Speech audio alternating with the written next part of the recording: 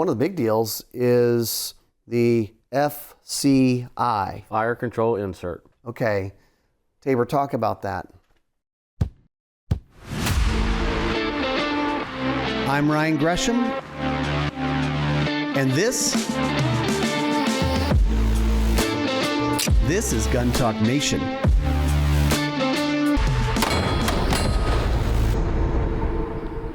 This Gun Talk Nation is brought to you by Ballistic Advantage, Secure It, Ruger, Silencer Central, Vortex Optics, SDS Imports, and Range Ready Studios.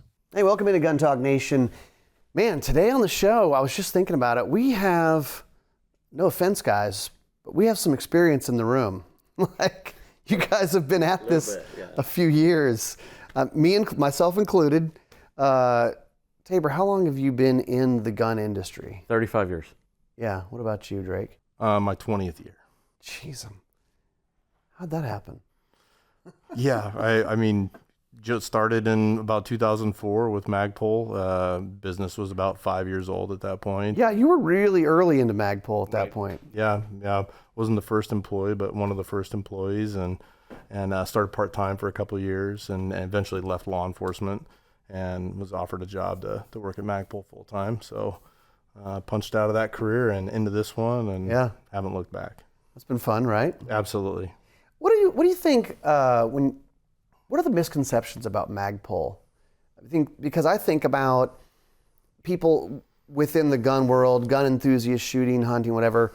They go, oh, they make magazines, or they think they make plastic stuff, but it feels like there's a lot more to that story. Sure. Yeah, I think probably the first thing to mention is, first and foremost, we're an innovation company, right? So we work on, the on-gun products, and we're diversifying into off-gun products always, and trying to increase our reach.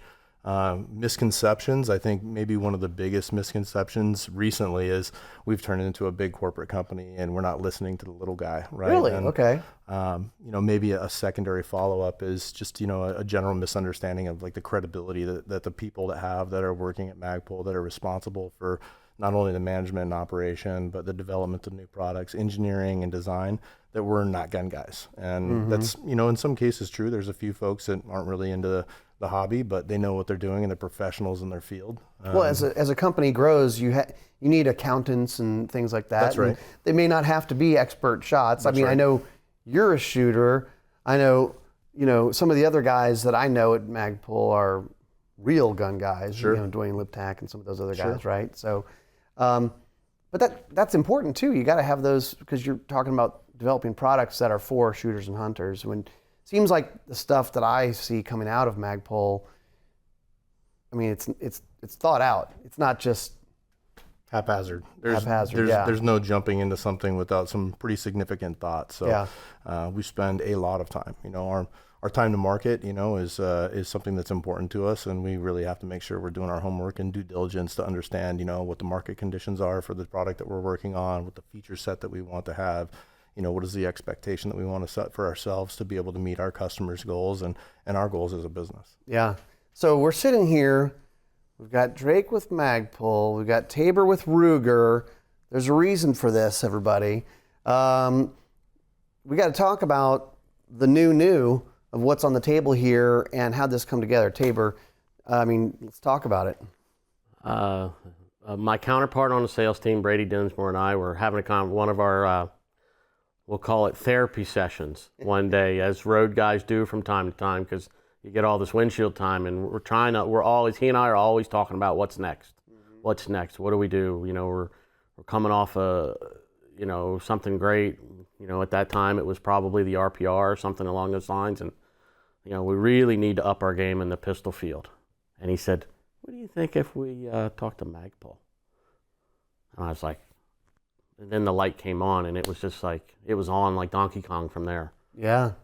Yeah, I mean, this is and it feels like, as I heard about it, and internally at Gun Talk, a couple of people say, hey, look, there's the project they're working on. Everyone's eyebrows raised, went, Ruger and Magpul.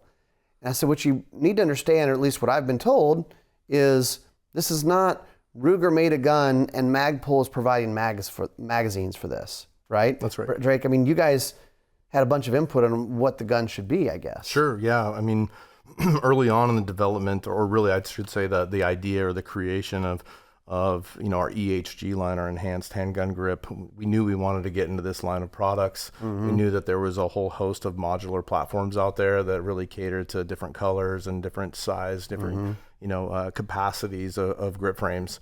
And we wanted to be able to capitalize early on in this with a big partner. So, the involvement with Ruger really has allowed us to, each of our businesses been able to really exploit our strengths and the areas that we work on. I mean, Ruger's a firearms manufacturer. Yep. We're not a firearms manufacturer. We make the accessories, right? So we do the polymer side, they do the steel side, and they do the manufacturing of the gun. And putting the minds of both of those teams together has really equaled a product that, at the end of the day, meets both of our standards for something that we would want to put out to the public. And at this point, it's been launched as people are hearing this. So, I mean, I kind of buried the lead. It's the RXM. It's called the RXM, semi-auto 9mm handgun. But one of the big deals is the FCI. Fire control insert. Okay. Tabor, talk about that. Was that part of the plan all along?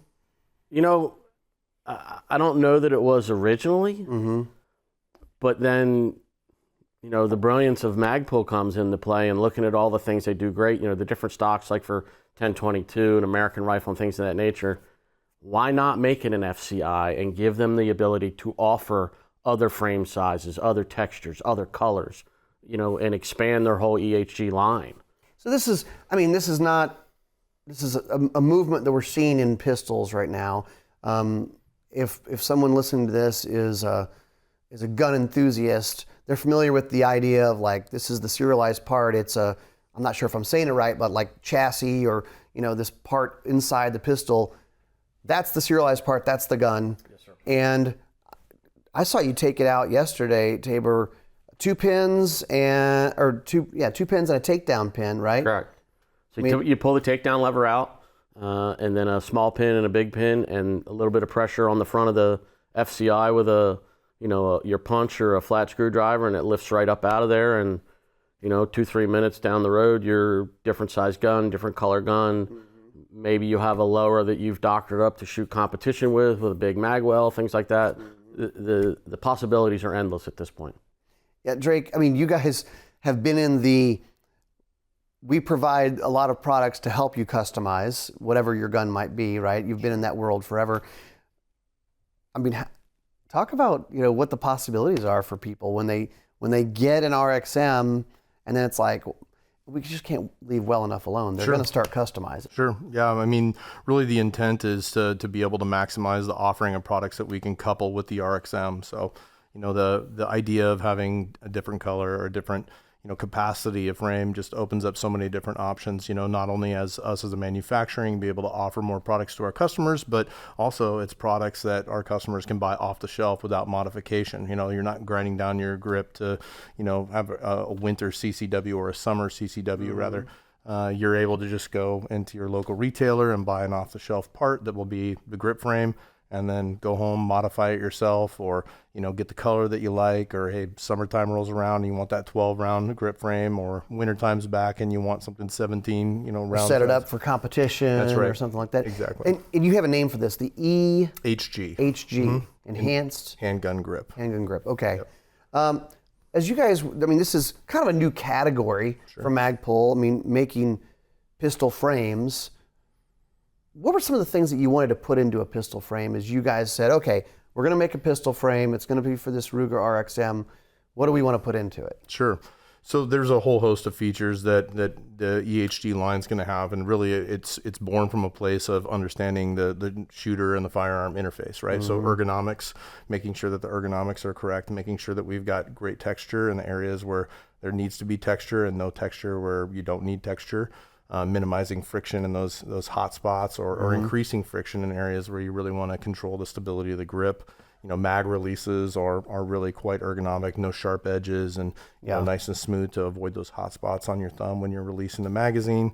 Larger magazine well, accessory rails, and really maybe one of the biggest things that our customers can't appreciate at first look would be the consistency in manufacturing, right? So we spend a lot of time, and sometimes this is what delays products and bringing it to market, but this is the injection molding world, and this is our ethos that we have, is we're not going to bring the product to market until it's 100% ready. You know, we want to cross that finish line with as perfect of a product as we can. I would like to touch on that a little bit. Is all of us, both teams together over the last 3 years, have worked tirelessly to bring a product that's right out of the box. There is no acceptance for mediocrity here. Yeah. How much testing do you guys do on this? I myself have shot probably about 14,000 rounds in the last 90 days. Wow. The gun that I have on my hip currently has been rebuilt 4 times because of iteration changes, not because anything broke or anything, but what we learned from some of the things in the early parts of it, you know, little tweak here, little tweak there. I made those changes along the way, and this gun will live with me through the whole process of the success of this gun. Yeah. There's something else that's neat about this gun. We're seeing more and more people putting optics on pistols. It's kind of become almost standard to be optics ready. Correct. After the break, we're going to talk about the optics system. Hodgdon, you know they're the gunpowder people, and one of the ones that people really like is Hodgdon CFE BLK, CFE Black, optimized for 300 AAC blackout subsonic loads, but it's also ideal for the 17 Hornet, 7.62x39, 221 Fireball. So you have some options on things that you can load with this powder. One of the cool things about this, the CFE contains the copper fouling eraser ingredient, originally used in military propellant, which greatly deters copper fouling and contributes to longer periods of top accuracy with less barrel cleaning time. We like this. Go check them out over at Hodgdon.com.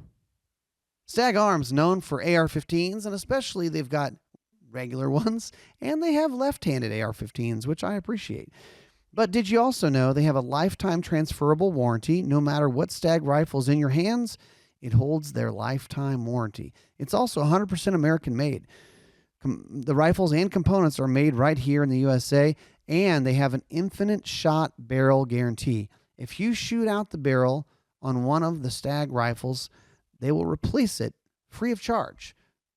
That's standing behind your product. Go learn more over at stagarms.com. Range Ready is where we run our classes, rangereadystudios.com. So go over there to check out the classes and events that we have going on. These things go fast.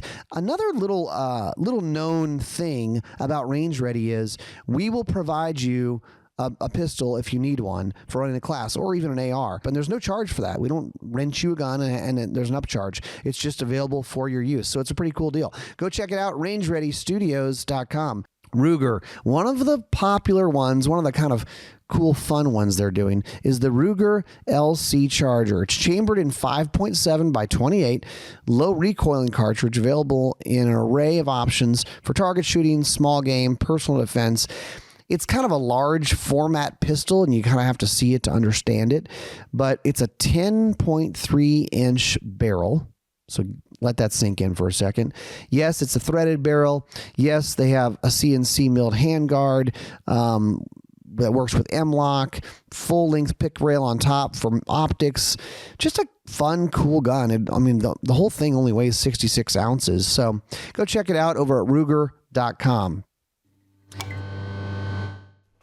Tabor, everybody's trying to figure out this like mounting optics on pistols, and I think we're getting quickly better at it. I mean, we haven't been at it, I don't know, it hasn't been commonplace for that long outside of, the Seymour nerd world from 20 years ago. Yeah. I say that lovingly. I love all the gun nerds, but the optics plate actually took another evolution 3 weeks ago. Really? Yeah. Okay.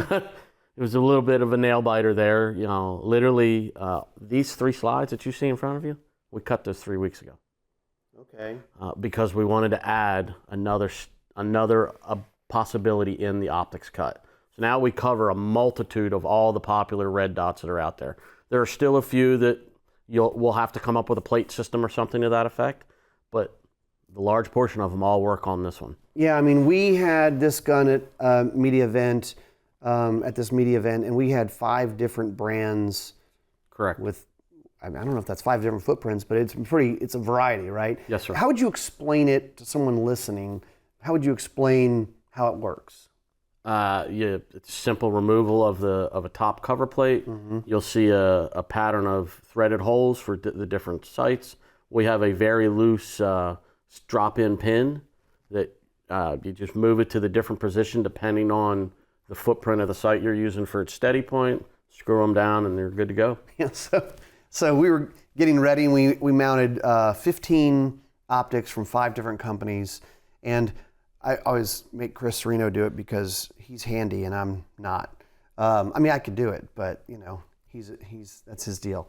He was like, "This was the easiest thing ever." Because I'm like, "Man, sorry, man, we gotta mount like a bunch of optics and sight them in." He goes, "This was like the easiest, best optics mounting system ever."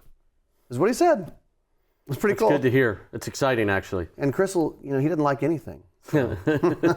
He's cranky. I know that there was a lot of stress up the food chain from me about this last minute change, but it's going to pay off tenfold. Yeah. So what do you think people are going to like most about this platform, the RXM? Well, for me, being the gun nerd, it gives us more credibility in a category where we didn't have enough. I mean, we're really good at a lot of things. You partner with Magpul and you bring us together, it gives us that cool guy credibility. Not that Ruger's not cool, but Ruger's more of a traditionalist company. Where Magpul is not traditional, but they've got more cool guy effect than we had. Now we have the best of both worlds in this product, and that's only going to grow as we bring out more products. They bring out more products for whatever it is we're offering. That's the difference here. Can you guys talk to me about because this has been a 3-year process. Yeah. Probably more than that. Can you talk about what you didn't make? Can you talk about where did it start out? And like, here were some ideas that didn't come to fruition, or, were there particular limitations of, there's limitations in everything. What's a little bit of the behind the scenes of this? I don't have a whole lot of that info, but I don't think there's much that you're not seeing here that hasn't been talked about all along. Okay. Once we decided to go to the FCI route. Okay. So this gun was sort of the idea from the start. Yes, sir. Okay. It wasn't like, well, maybe we'll make a steel framed this or bigger or smaller version. No.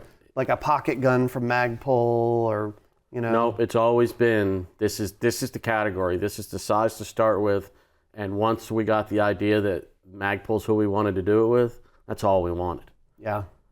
Drake, talk about the magazines. You guys are magazine experts. Sure. I've always been told that making magazines is one of the hardest things, is designing and manufacturing a magazine, because if it's not right, the gun won't function right in a semi-auto, right? So talk about the mags for this gun and just in general in this category. Sure, yeah, I mean, to answer your last question there, these mags that'll ship with the gun, it'll be 2 15-round or GL9 15s, so 9mm 15-round, Gen 3 or Glock pattern magazines, right? So those magazines fit a whole host of firearms, and as we know recently, we've seen a pretty decent trend where there's a lot of, these guns that are modular, right? So they'll take different capacities, and we've got these mags that will fit across the board. So we do 15, 17, 21, 27 round, and even a 50 round drum that is compatible with this gun. Wow. So we're touching awesome. Every different capacity. I know that there's a lot of folks out there that have developed extensions to mag bases that are larger capacities, but our perspective is that we have the capability, both on the design and engineering side, to be able to develop a product from the ground up that isn't what we'd like to call kludged together. So, and that's not a diss on anybody that's adding these bases. What was that word? Kludged. Is that a real word? It's believe it or not. Look it up, kids.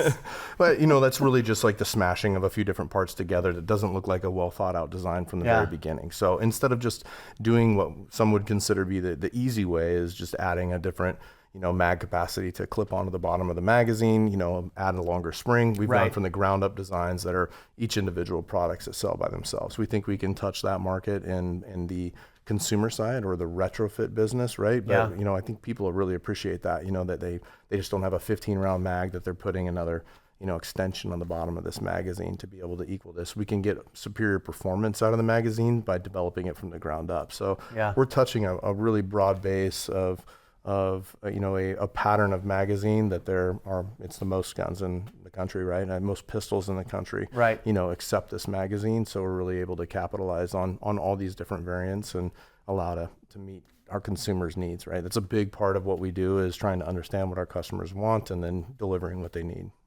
I asked you this question yesterday, as far as the magazines and the gun.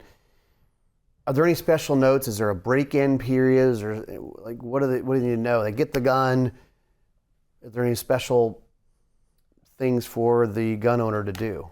In regards to the magazine, no. I mean, out of the box, should be ready to go, right? This is we really pride ourselves in not having a break-in period with any of our products, regardless of the category that it plays in. We want it to come out of the box and function the way that it was designed initially. So we're not putting that onus back on the end user to burn ammo to break something in, right? And what we've seen so far in the testing of this gun is that the first few rounds out of the gun are firing just the same as the 1,000th, as the 5,000th, as the 10,000th. Great. So very, very similar performance. And the mags are, fantastic, and work great in the guns. Tabor, you've shot, you just said 14,000 rounds. And, about that. I mean, any pro tips for people when they buy this gun, and either maintenance or break-in or anything like that? It's like anything new. Give it a wipe down, run a patch through the bore, make sure you're good to go, because guns ship with probably more grease than they need sometimes, because sometimes they sit on a shelf for a period of time, and just give it a wipe down. Shoot good, clean, safe ammo. Yeah. And have at it.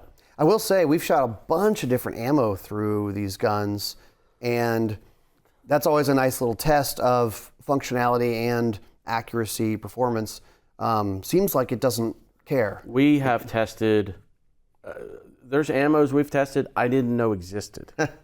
And we've not just tested a little, we've tested a lot. So we've gone through the multitude of everything from the crazy HSM, hard cast, to the lightest personal defense load, to the just about every grain weight there is in a full metal jacket range load.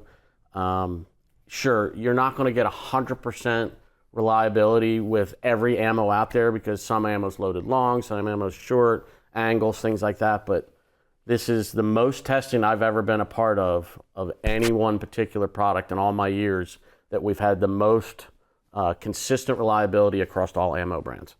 That's awesome. Wow. I'm going to go back to something, because we were talking about magazines, and what was the word again? Kludged. Kludged. All right. I'm going to have to work that into my conversations. It's like one of those hidden word games, when you're doing an interview or you're, ordering food or something, you throw that word that nobody's heard of. Yeah. One of my favorite Magpul products, I don't know if you guys still make it or not, the 40 round PMag. Sure. Love that. Because drum magazines or stuff, they're fun, they're neat. But to me, it's still just a PMag. It doesn't change really anything. Tabor, well, the beauty of that is having shot 3-gun in a previous life for years. Yeah. Everybody tried all these alternative magazines, the double stack this, where you had to fill it with, microfiber lubricants and all these things. But you pull the PMag out. They had to kludge it. That's it. Yeah. You pull a PMag out, 100% reliability every time. Yeah, 40 it's still round a PMag. mag. You look at it going, there's no way this is going to work. I know. And it does every time. Seriously, if you're listening, you guys still make it? Absolutely. I love that one. Now, Drake, you probably own other Ruger products, right? Sure, definitely. Do you have a favorite in your lineup?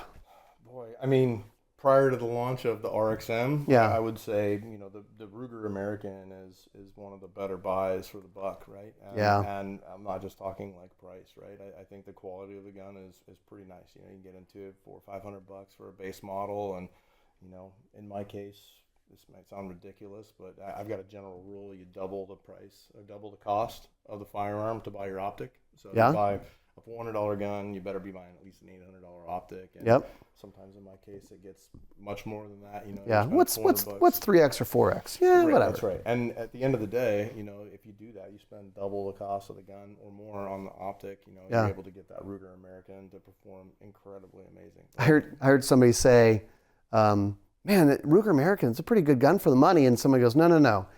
It's a good gun, and it also doesn't cost a whole lot. It's cheap. Yeah. It's not for the money, like, but like it's actually just good baseline, right?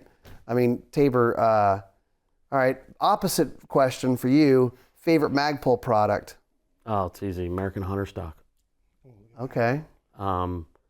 I've been fortunate enough in my career to go to many kinds of certifications and trainings and schools and things like that. And recently, within the last few years, I've been fortunate enough to get a couple trips to the FTW ranch. Oh, yeah. And the only rifle that I've taken thus far, and I've got all kinds of crazy custom rifles, carbon chassis, and all these things. The rifle I grab every time when I go there is my Gen 1 American rifle, 6.5 Creedmoor in the American Hunter stock. Well, every time. Having a good stock that fits you, I mean, like a place like FTW where you're going to shoot several hundred rounds over a few days of full-on rifle, it's amazing how it makes it comfortable to shoot, makes you a better shooter. You don't get beat up. You don't get beat up. You don't feel the fatigue. Like if you're shooting a rifle for something, that doesn't exactly fit you, the fatigue over the course of the day or the event, it wears on you, for sure. And that gun just fits me. I mean, if I'm like, hey, grab a rifle, we're going, that's the rifle I'm grabbing every time without fail. Yeah. You guys have both been in the industry so long. Talk about how things have changed. I mean, to look at what this gun is, this RXM, from 20 years ago when you got into it. I mean, Tabor, you've seen it all. The thing that's really, for me, because now at this point in my career, everything I do is about what's next, but it's also about leaving my mark, leaving something for the next guy. This is something for the next guy. Because this is next level. This is, for years, the industry was basically done out of a cigar box and a handshake. And companies didn't talk to each other. Companies didn't relate. They didn't try to work together on anything because it was us against them or, that whole thing.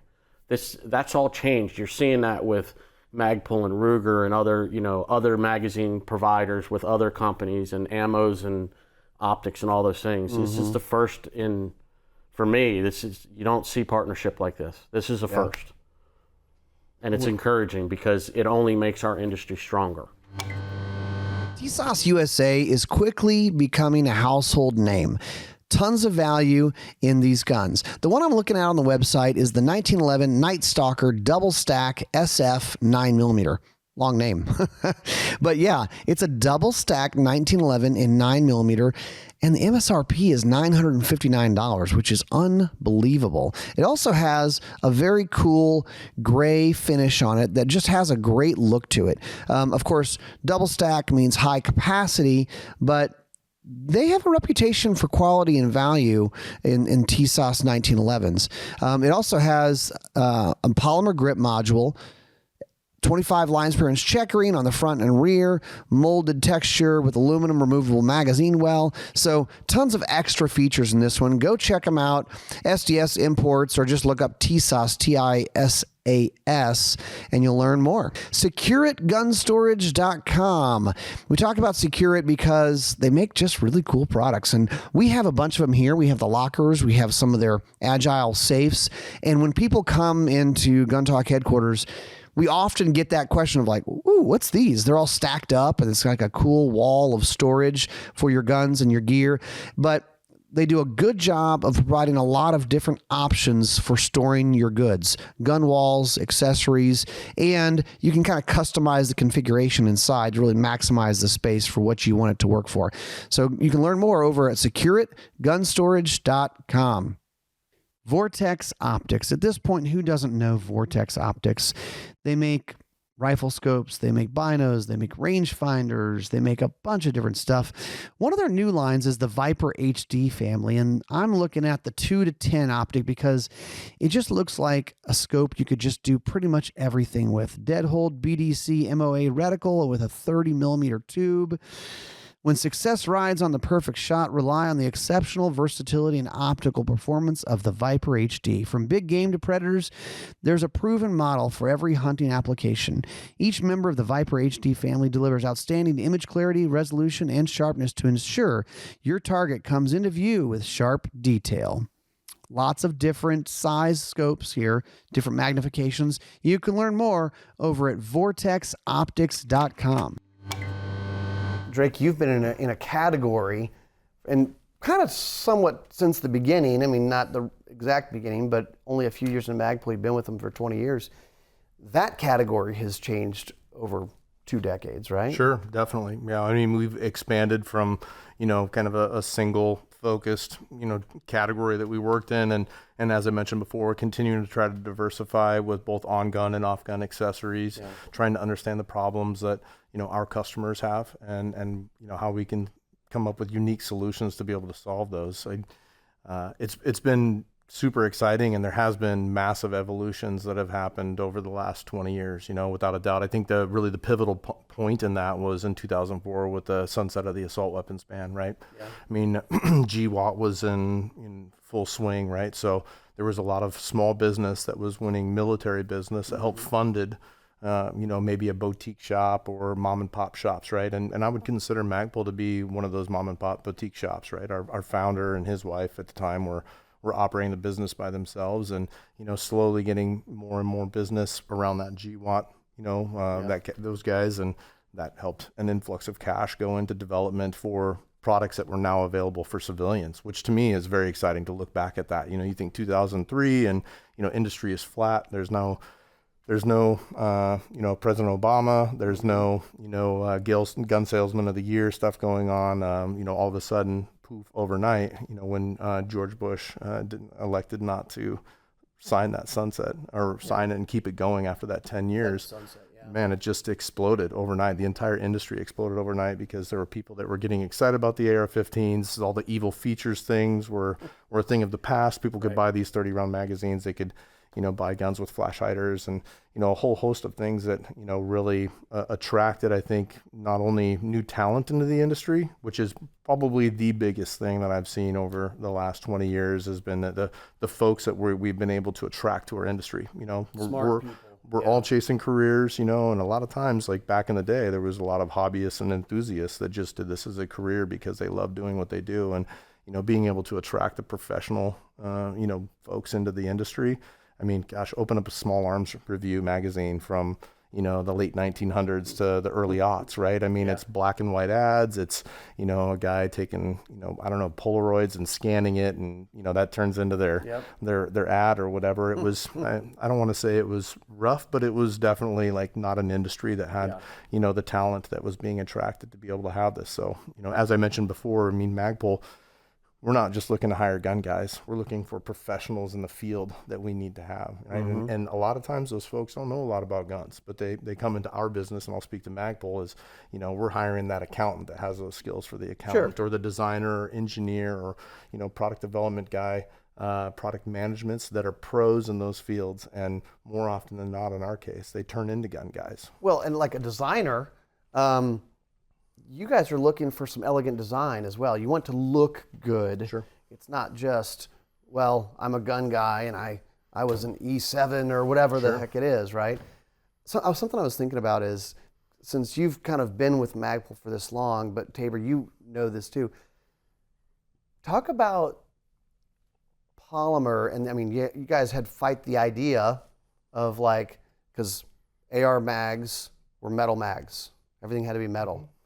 And like, you're going to put plastic Talk about, you guys have, I mean, I'm sure you've heard some hilarious comments and concerns over the years, right? You guys? Try working the retail counter in the early days of this stuff, the early days of the polymer striker fired guns. And I remember some of the things we used to hear. I was one of them. I didn't get it. I mean, I fought the PMag, and for no particular reason other than I thought the metal mag was the way to go. Because What did people used to say about the PMag? Like, it's what were the detractors? I mean, now, at this point, everyone goes, "Oh yeah, they're really good" and stuff. But I think the biggest piece is really the competition that we had prior to this, and it wouldn't even be competition at the time. Like the old Orlights and Thermold magazines, so 100% polymer magazines, right? That's the problem. Right. They're the same thing. Ooh, no. Right. No. And that was everybody's misconception. They remember the, Bakelite grips when they're buying their surplus guns that would just literally, you turn the screw just a fraction too far and it cracks. And that was everybody's impression of the guns and the magazines. They're like, oh, it's going to blow up in my hand. It's going to do this. It's going to do that. The reality is a lot of those products are far superior to their predecessors of the aluminum or the steel or whatever it was. I have PMags today that he probably gave me when he was working some of the distributor shows in a 10 by 10 booth by himself. And now you walk into one of those shows and, their booth is as glitzy and glammy as everybody else's with the lights and the smoke and mirrors and the stuff that we all do for those types of shows. What kind of stuff did you guys have to do, show and tell wise, to prove the durability? Sure. Yeah, great question. I mean, I think that was really like the pivotal point that people started to really understand that the PMag was quite a bit different than its predecessors in the same space, right? So, the best way, and I'll start saying this, is the comparison that I've used many times in the past is that, polymer has a flex point and then it breaks and then it's broken. Whereas aluminum or steel, it has a flex point, doesn't rebound, and it doesn't break. So just by a visual inspection, you couldn't tell the difference between a mag that's out of spec or in spec. And even go back into the U.S. military, there were feed lip gauges that they were using in the armory to be able to check tolerances in magazines, and then actually a tool too that would bend the magazine back to spec, right? And man, I like to describe magazines as like the race fuel for the supercar or for a funny car or top fuel dragsters, right? I mean, if you put E85 in a top fuel dragster, you're probably going to get a pretty slow time because that fuel or that engine was designed after a very, very specific fuel. So we want to make sure that we've got the fuel designed to the best way we possibly can for the engine that it's going to go into. So we really understand the platforms we work on. But there was a whole host of testing that we did that was quite crude in the beginning, right? Whether it was drop tests or, running the PMag over with a pickup truck in the parking lot, it started to show some of the really early indicators that we were onto something here, right? Not that you're going to run over a magazine in a combat, it may happen, but have you ever met any privates in the military? Sure. I mean, they're good at breaking stuff. I can tell you from a competition side where we really started to see the shift is just like Drake said, the polymer has a flex point. Well, when you're shooting a match like the Iron Man or something like that, and you go to a mag change and your metal magazine falls 3 stories because you're shooting from the top of the zipline bridge or something like that, guess what? That magazine doesn't come back the same. Your polymer mag, maybe you have to change a floor plate, maybe, but the likeliness of that is slim. You pick that mag up, you shake the dust off, you load it again, and you're off and rolling. Metal magazine's not going to do that. Aluminum magazine's not going to do that. Right, visual inspection is huge.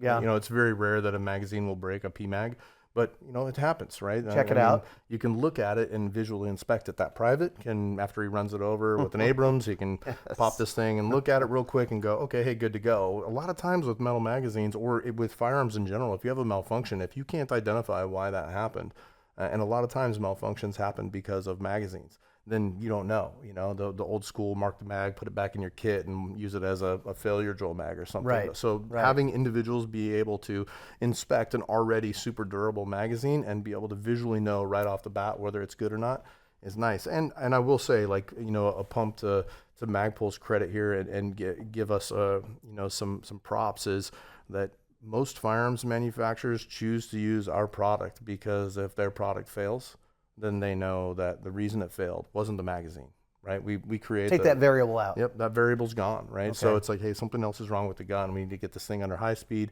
And we think our consumers, have really learned to understand and appreciate that as well. Right? Yeah. So many different guys out there that are like, hey, metal mags work great for me, and sure thing, no problem, but at the end of the day, like when you're using a PMag and you have a malfunction, it is extremely unlikely that it is a magazine, related failure. All right, so as we're kind of wrapping up here, I got a question for each of you guys, because you've been there for so long. Drake, for you, Magpul, is there a product that you guys make that you think is really cool and you love, that you feel like most people still don't know enough about it? Yeah, definitely. This maybe comes out of left field. The last 10 years, I like left field. I've spent my as I get older, my eyes get worse and my body starts to deteriorate. I've really found a true passion for long range shooting, for precision rifle shooting, ELR shooting. A lot more static environment, but a lot more math. You lay down when you do it. That's right. Geez, go prone. Our chassis lineup for bolt guns is just fantastic, right? We do that, the lower price point, and kind of a mid grade and our high end. So my answer to your question would probably be the pro chassis that we've developed for bolt action guns. When you compare the feature set to that of our competitors versus the price, we're offering one of the best chassis that's on the market. It's got a V block in there, so no bedding necessary. Folding stock options, toolless adjustments, M-lock slots, night vision mounts, the whole thing. So I have two identical except for caliber guns that are in our pro chassis, and cool. I think hands down they're the nicest chassis we've shot, and we do well with them. But I think it's something that's overlooked, maybe because of the cost and maybe for the barrier to entry for some people as a result of access to ranges or distance. And most guys are shooting 100 yards or a couple hundred yards. They don't have really the opportunity to be able to get out and stretch their legs as far as they would. So maybe less practical application in their life, but for those that are interested in jumping into that precision rifle world, like the pro chassis, bar none, is it's one of the most expensive products that we offer, but it's also one of the most feature rich that competes with other players in that category very, very well. Well, and because you guys are doing this and others, it's making it easier for people to customize and do their gun builds. Now we're beyond what the AR builds. Yeah, we all know about that. But it seems like it's becoming easier for people to do a bolt gun build and kind of customize it. Tabor, same question, but in the Ruger lineup, is there one that you love that you feel like people aren't as aware of? No, I'm going to answer the question a little differently. All right. 35 years in the industry, grew up behind a gun counter. And I came to Ruger and I was afforded the ability to have an effect on what we deliver, the end product. The RXM, I've been involved in our entire MSR line, SFAR, MPR. Those are my favorite guns because I was involved in them. Sure. And for me, the nerd side of me comes out and I'm like, the first time I saw one of my guns on a cover, first time I see just, Magpul's buying a bunch of guns to do these classes, I was involved in that product. That's a big deal for me. Those are the products I like. And now as I sort of transitioning my role into a different position here over time, I can have more effect. I can start working on revolvers and, maybe we make a Vaquero with a Magpul themed micarta grip or something, whatever it is, the possibilities are endless at this point. You gotta be careful, Tabor has ideas. No shortage of ideas, right? None, no. I'm very excited about the future. Awesome. Well, guys, thanks for being on with us. The new RXM, we've put in a bunch of rounds through it this week. I think people are going to be excited about this one. I think so. Agreed. All right. Well, that's it for us. We'll see you all next time on Gun Talk Nation.